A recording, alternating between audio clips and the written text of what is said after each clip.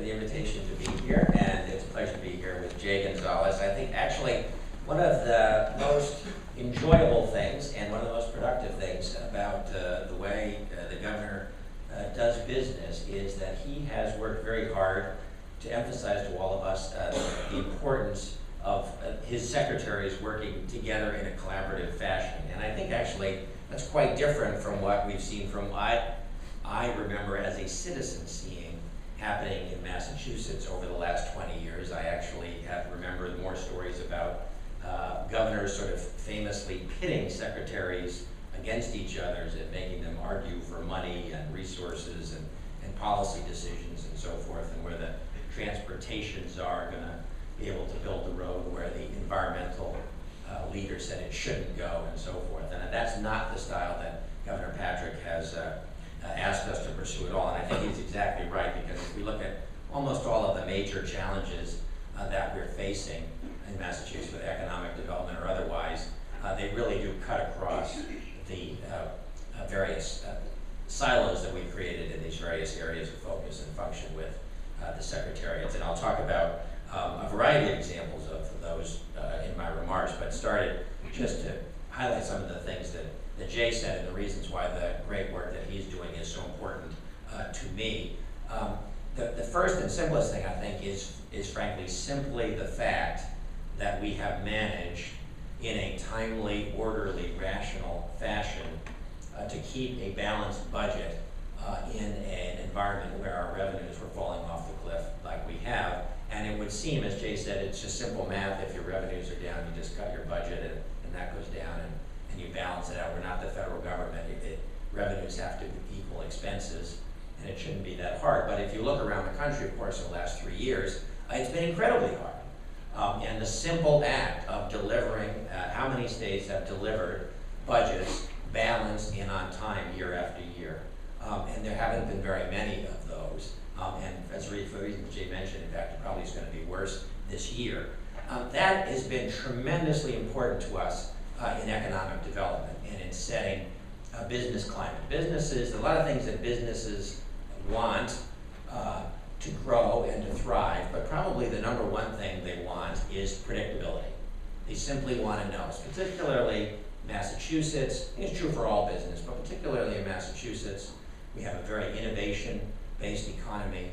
A lot of our companies are making enormous investments today that aren't going to pay off for 10 or 15 years. They're spending $500 million to see if a new drug is effective and safe and so forth. And so for those folks, when they're making a decision about where to locate their business, yes, they're somewhat interested in this year's budget and this year's tax rate, but they're very much more interested in understanding whether this is a place that gives them some predictability and certainty. And so, for example, having a balanced budget, maintaining our AA bond rating, all three outside rating agencies giving us that. Businesses say that tells me something not only about what the tax rate is in Massachusetts today, but it tells me something about what the tax rate in Massachusetts is going to be 5 years from now. And when I look around the country and I look at the states in tremendous financial turmoil, and I ask myself, what do I think? I can look up what the tax rate is in California or Illinois or in New York today, but what do I think it's going to be 5 years from now? And no one can tell me. Honestly, no one can tell me. How are they going to balance it? Are they going to dramatically cut back the services they provide to balance the budget? Are they going to seek to do major revenue enhancement? So that's kind of uncertainty. And the lack of that here has been hugely important, and I think that's one of the factors. That's held us very well in the last 4 years, and is a measure of why we are and will continue to do better than other places. So on the economic development side more generally, I am the Secretary of Housing and Economic Development, which means responsible for three related but different areas of focus. One is business development, one is housing, and one is consumer affairs.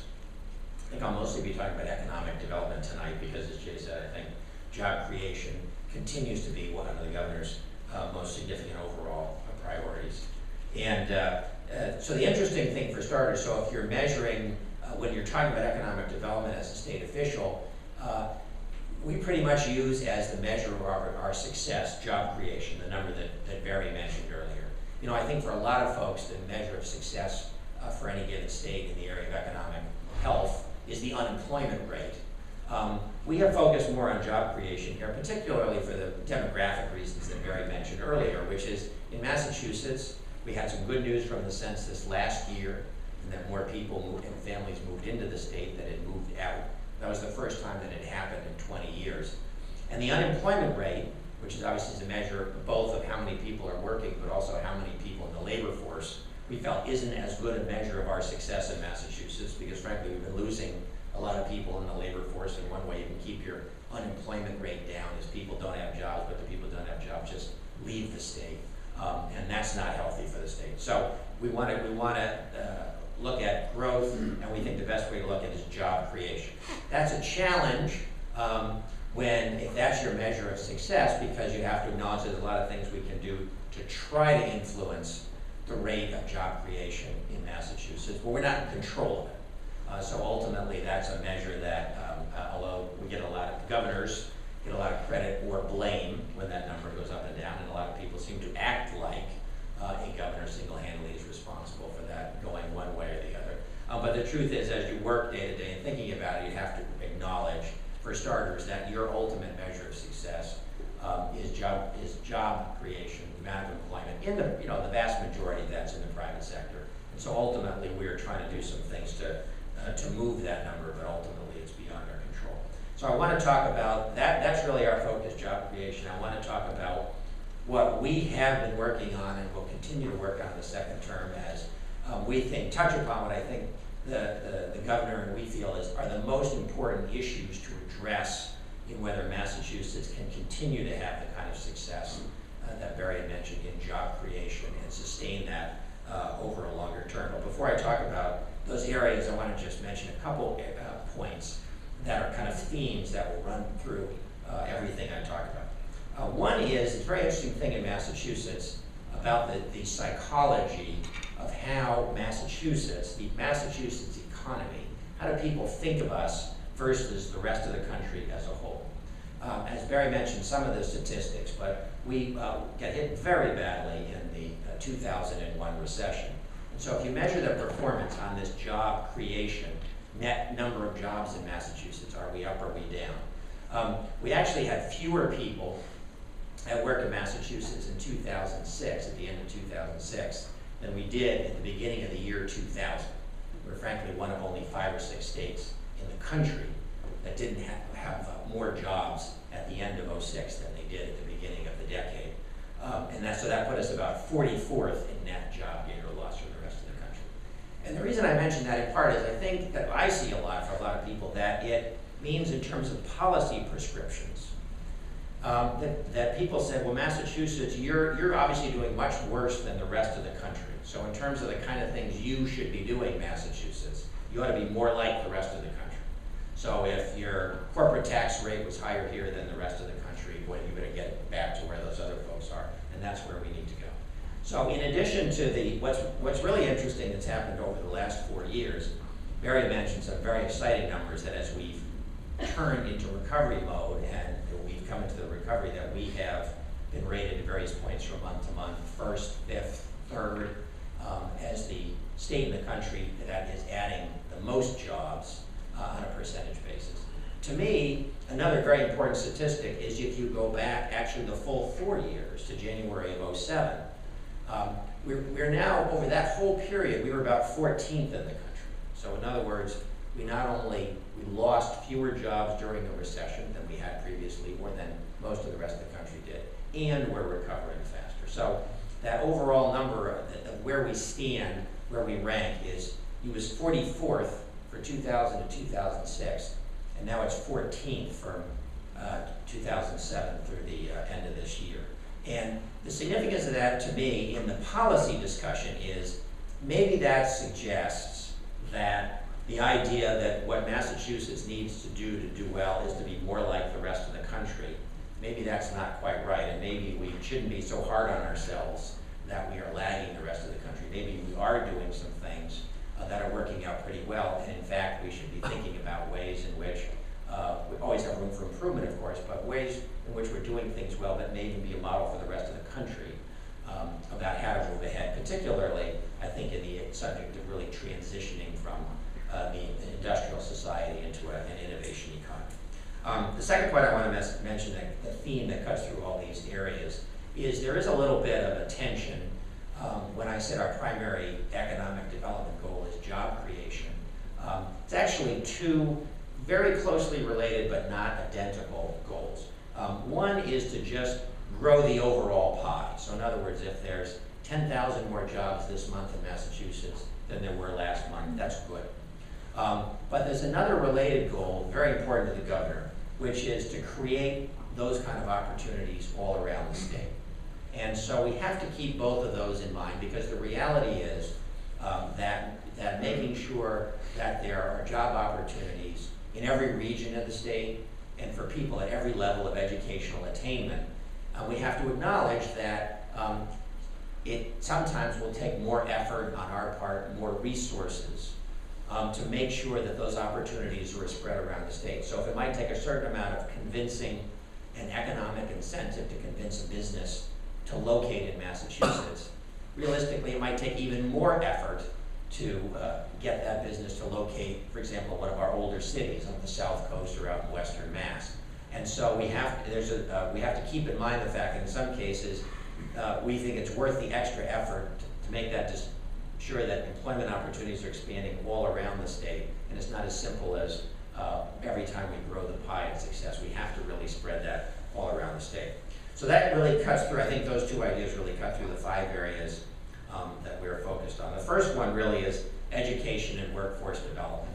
There's an area where we obviously have a lot to be proud of. And in fact, if our economic statistics compared to the rest of the country are good, our education statistics compared to the rest of the country are great. In K through 12, we're continuously ranked first in the country on all sorts of measures of academic achievement. We managed to convince the folks who compare students internationally on math and science scores to treat Massachusetts as its own country. And when we were separated from the rest of the United States, we were in the top 5 in the world for math and science scores for high school age kids. And in beyond K through 12, obviously we have been at or near the top in the percentage of our workforce that has a 4-year college degree or above for many, many years, and we're blessed to have a whole variety of great colleges and universities. So in that score, we're starting from strength. We're doing very well. And yet there are a bunch of things to be concerned about. 3 things, I think, in particular. One is we are competing globally right now. There can't be any question about that. And so, frankly, the fact that we're doing better than the rest of the United States is good, but it's nothing to rest your laurels on. And in fact, I think I saw Arnie Duncan on NewsHour recently talking about some new international results, which are pretty discouraging about the state that let's not compare ourselves to each other within the United States. If we compare ourselves to the rest of the world, we got a lot of work to do. And he pointed out, and I think this is fair, it's not that our education system is declining, it's that everyone else is catching up and pushing it harder and working harder than we have been. So we've been resting on our laurels a little bit. We haven't been pushing our education system to constantly get better and better. So we got to keep working at that. We have to be in a state of continuous improvement. And to keep in mind that we're only really should be happy with our results if we're doing very well when compared internationally, because that's where our business competition is. So that's one. Second is that as we transition fully into this 21st century innovation economy, we're just reminded again and again from businesses in every sector of the economy, math, science, and technology education is critically important. It's critically important across all industry sectors. It's critically important not only for PhD candidates, but also in our high schools, our voc tech schools. If you want to do the kind of manufacturing, you want to work on a shop floor at a kind of advanced manufacturing company that's in Massachusetts. Used to be that was the kind of job you could get without a high school education. Now you not only need a very good high school education, but very focused on science and technology to be able to do that work. The third element is that we do have, although overall scores are good, we have one of the greatest achievement gaps, the disparity between the best performing and scoring students and the least in Massachusetts is one of the greatest of any And that's really not just a matter of equity, that every kid should have a chance to get a great education. It's also a measure of our economic competitiveness, and I think, saying that if you're an engine can only run if all the cylinders are working, and I think that's really where we are in Massachusetts. We're at a point, given the demographics, we really need all the young people in Massachusetts to be productive members of our economy if we're really going to be successful. So the governor's efforts in education really focused on continuously improving their overall quality, improving the focus on STEM education, building partnerships with a lot of businesses and academic institutions that are glad to help with that, and then addressing that achievement gap. The next big area we're focused on is innovation. And I should say a lot of these things you hear something echo what Jay said. These are all real long-term things, and they're really all long-term investments. And I actually comment sometimes to business audiences that if I said to you, I have an idea for an investment and I want you to put some money into this idea I have, and I guarantee you, it may pay off well 15 years or so out, but I guarantee you it won't repay you a dime for the next 15 years. Are you interested? And most business people would say no. And they said, what is your idea, Greg? And I said, my idea is to give a second grader a really good education. Because we're not going to know whether that's going to pay off for all of us for 15 years, but we've got to do it. So focusing on that long term. Similarly, in innovation, this is an area where the federal government, frankly, used to be a leader in the United States. And we think of innovation, we think of a lot of smart people, we think of the entrepreneurship of the private sector. But anybody who writes about technology and innovation in the United States over the last 50 years since World War II is going to include in that story the critical role that the federal government played in supporting basic scientific research, technological advancement, and innovation, the space program. Their examples go on and on. The federal government has, to a tremendous degree, stepped back from that role.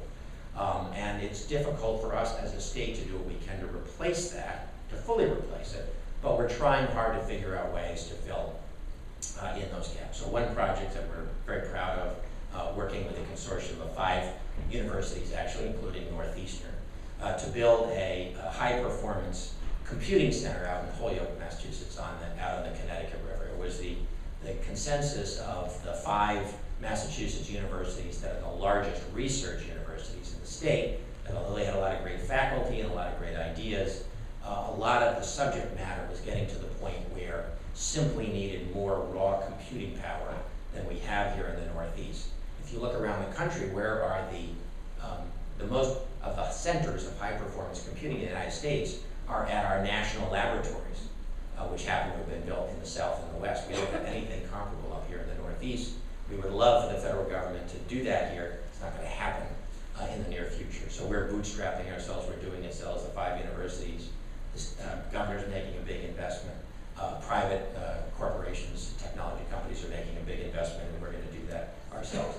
Similarly, for the Life Sciences Initiative that Jay mentioned earlier, we are working. We heard that although the NIH does fund a lot of medical research, still, they mostly have gotten more conservative now, and they're only funding really the researchers who are at the very top of their field.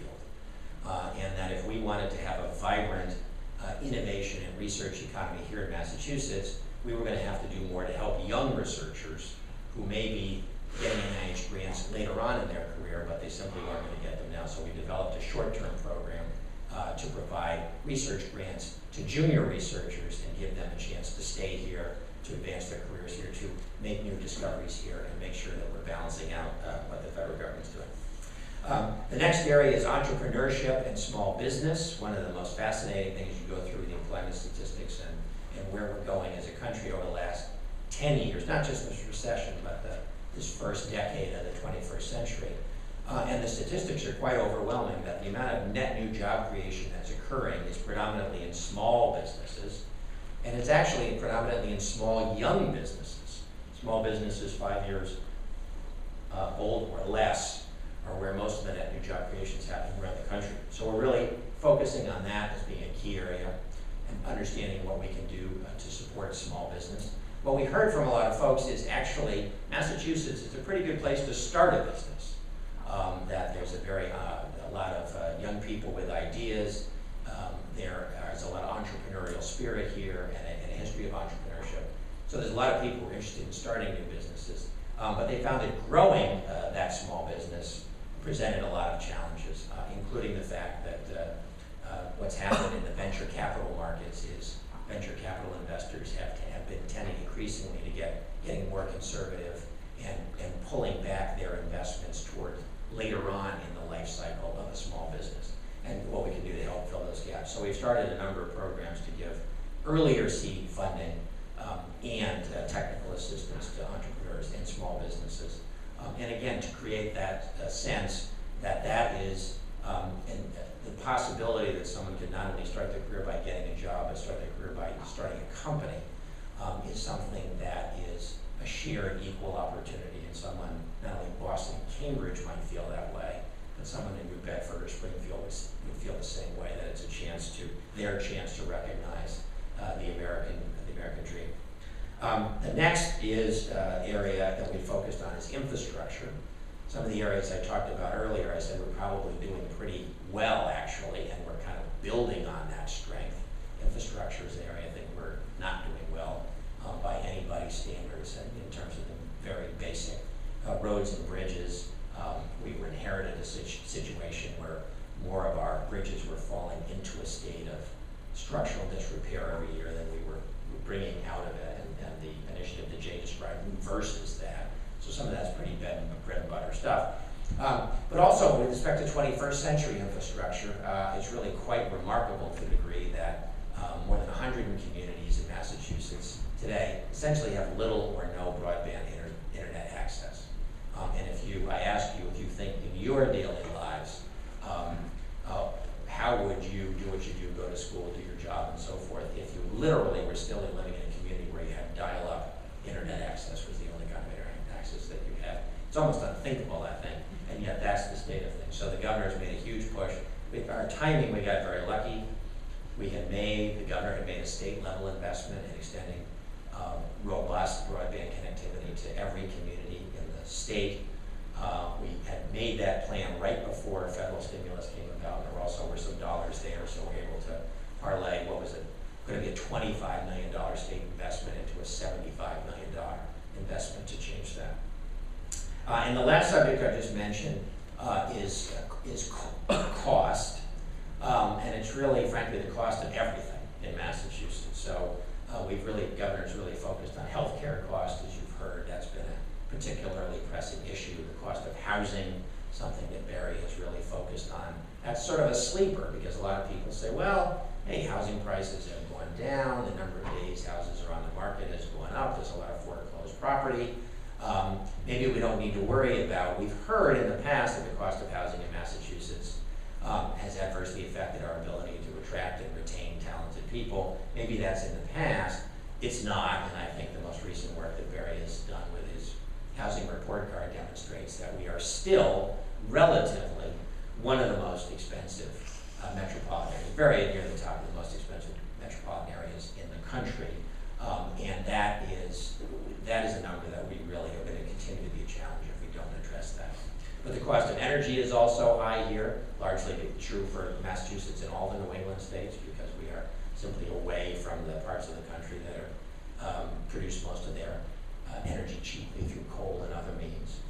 And so we have to worry about the cost of these things and the cumulative effect of the cost of that. And it does mean that to a great degree, the businesses that locate here realistically are making a decision that it's maybe expensive to do business here, but it's worth it. It's worth it to be near the cutting edge research that's going on at UMass and MIT and Northeastern, or it's worth it to be here because of the trained workforce that we have. But that's a tough place to do business, and if you're constantly, and if the businesses who want to think to come here, or the businesses who are already here, are constantly asking themselves, is it still worth it? Is it really worth it? It makes it a very challenging place for us to be. So we're trying to address those costs very systematically as well.